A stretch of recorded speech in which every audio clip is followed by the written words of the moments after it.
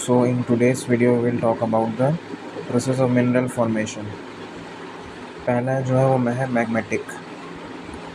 Magmatic formation में या फिर प्रोसेस में हमारे और मिनरल्स होते हैं वो मैग्मेटिक एक्टिविटी से एसोसिएटेड रहते हैं, यानी कि मैग्मेटिक एक्टिविटी में जो भी प्रोसेसेस होते हैं उनमें इनका फॉर्मेशन होता है। इनको हम प्राइमरी मिनरल डिपॉजिट्स या हाइपोजेन डिपॉजिट्स भी बोलते हैं। इनको टू कैटेगरी में क्लासीफाई किया गया है, early and late. Early magmatic deposits होते हैं वो मैग्मेटिक पीरियड के अर्ली स्टेजेस में फॉर्म होते हैं। ये जो और मिनरल्स होते हैं वो रॉक सिलिकेट्स के फॉर्मेशन से पहले क्रिस्टलाइज हो जाते हैं तो साथ में क्रिस्टलाइज होते हैं। हमारे रॉक सिलिकेट जैसे कि ओलिविन, पायरोक्सिन, इनके साथ साथ इनके पहले क्रिस्टलाइज हो जाते हैं हमारे और मिनरल्स। एग्जाम्पल है निकल, क्रोमियम एंड प्लेटिना। इस अर्ली मैग्मेटिक डिपॉजिट्स को भी फर्दर 3 ग्रुप्स में डिवाइड किया गया है। सबसे पहले डाइसेमिनेशन डिपॉजिट्स। इसमें जो हमारे मिनरल्स होते हैं वो डायरेक्टली क्रिस्टलाइज हो जाते हैं बिना एक जगह इकट्ठा हुए। रॉक में जो हमारे मिनरल्स फॉर्म होते हैं वो पूरी तरीके से बिखर जाते हैं, स्कैटर हो जाते हैं पोस्ट रॉक में। इसका एग्जांपल है हमारा डायमंड पाइप्स ऑफ द पन्ना जो कि एमपी में होता है, और यूरेनियम डिपॉजिट ऑफ जादूपुरा। सेकंड है हमारा सेग्रीगेशन डिपॉजिट्स। इसमें और मिनरल जो होते हैं वो पर्टिकुलर पार्ट में कंसनट्रेट हो जाते हैं और क्रिस्टलाइज हो जाते हैं होस्ट रॉक में। इसमें जो क्रिस्टलाइजेशन होता है वो ग्रेविटेटिव होता है, यानी कि जो डेंसिटी के कारण हैवी मिनरल होते हैं वो एक जगह सेपरेट आउट हो जाते हैं और पर्टिकुलर पार्ट में क्रिस्टलाइज होते हैं। ये जो मिनरल्स फॉर्म होते हैं लेंटिकुलर इन शेप होते हैं और स्मॉल साइज़ के होते हैं। एग्जाम्पल है इसका स्ट्रैटिफॉर्म क्रोमाइट डिपॉजिट जो कि हमारे सुकिंदा में, उड़ीसा में।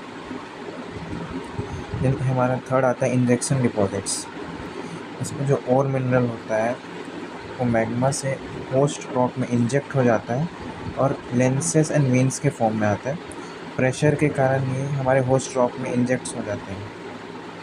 एग्जाम्पल है इसका vanadiferous magnetite deposit ultramafic rock in Singhbhum, Bihar. हमारा नेक्स्ट कैटेगरी है लेट मैग्मेटिक डिपॉजिट्स।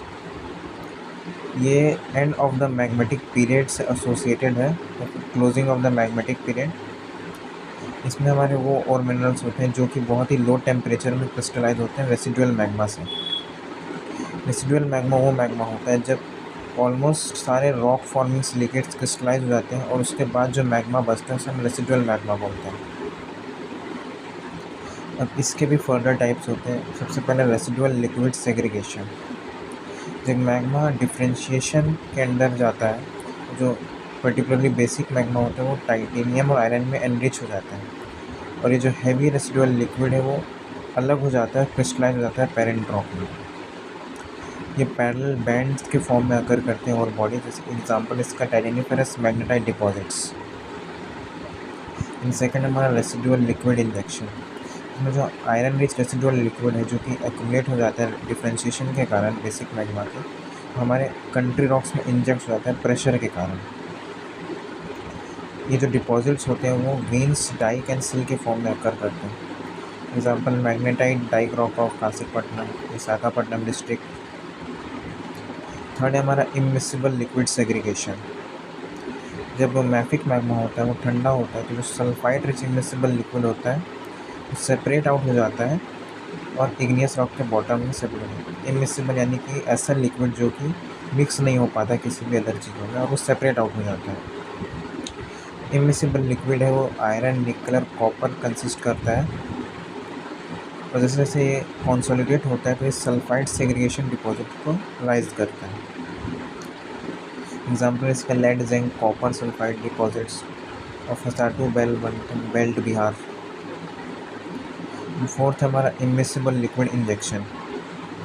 हमारा इमिसिबल लिक्विड होता है वो एक्यूमुलेट हो जाता है जब वो डिस्टर्बेंस को सब्जेक्ट किया जाता है, फिर प्रेशर वगैरह के कारण, टेक्टोनिक एक्टिविटी के कारण वो होस्ट रॉक में, अदर कंट्री रॉक में इंजेक्ट हो जाता है। एग्जाम्पल है nickeliferous sulphide deposits of Singhbhum. Finally summarise करें इस डायग्राम के थ्रू, जो हमारा डाइसेमिनेशन डिपॉजिट्स है,